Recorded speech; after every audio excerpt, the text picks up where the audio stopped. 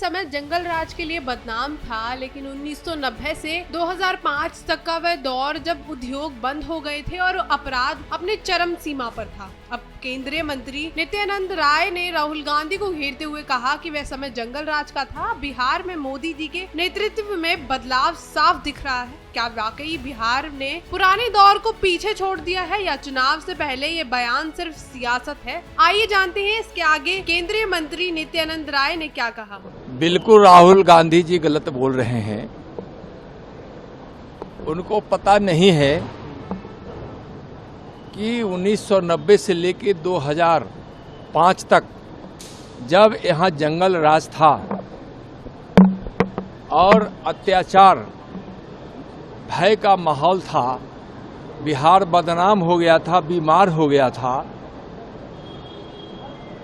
उस समय की स्थिति भी उनको याद करनी चाहिए और आज की स्थिति देखकर उनको प्रसन्न होना चाहिए कि आज बिहार में विकास है।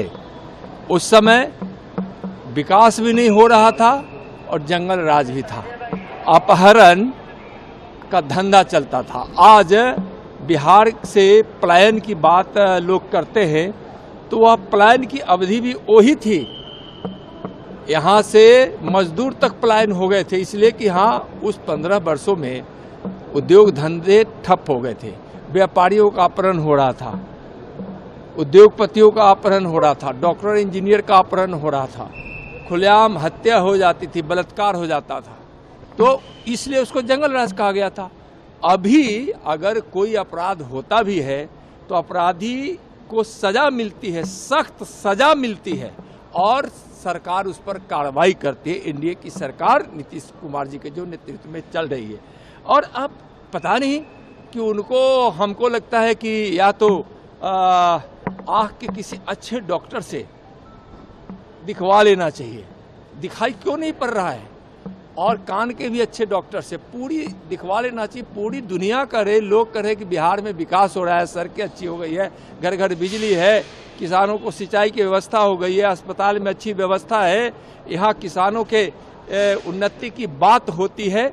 और माननीय प्रधानमंत्री श्री नरेंद्र मोदी जी के नेतृत्व में और उनके बिहार से लगाव के कारण, बिहारियों से लगाव के कारण जो बिहार के विकास को जो उस सहयोग दे रहे हैं और नीतीश कुमार जी के नेतृत्व में जो गति मिल रही है कि आज बिहार में विकास दिख रहा है, तो पता नहीं उन लोगों को क्या समझ में आता है, कुछ को समझ में नहीं आता है। ना कह रहे हैं कि बिहार में अपराधी सम्राट हो गए हैं, विजय हो गए हैं, सम्राट चौधरी।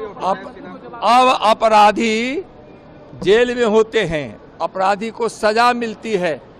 अपराध की घटना कहीं की हो, जबकि भी हो, चाहे उनके जमाना की हो या अभी जो कहीं कहीं छिटपुट घटना हो जाती है, यह निंदनीय जरूर है, यह अच्छी बात नहीं है। लेकिन मैं फिर कह रहा हूं कि उस समय अपराधी एक अन्य मार्गीय और आरजेडी के मंत्रियों के आवास पर मिलते थे, अपराध करके आते थे और वहां उनका भोजन होता था, उनका वहां रहना होता था, उनके लिए गेस्ट हाउस उनके आवास में बना रहता था किसी न किसी कोने में। तो इस तरह के माहौल को बिहार ने देखा है और मैं तो यहाँ तक कह रहा हूँ कि 2 दिन का वह दिन याद कीजिए जब 2020 में 2 दिन के लिए उनको कहीं से भ्रम हो गया था कि हम मुख्यमंत्री होने वाले हैं और आरजेडी के, कांग्रेस के लोगों को लग रहा था कि अब हमारी सरकार बनने वाली है।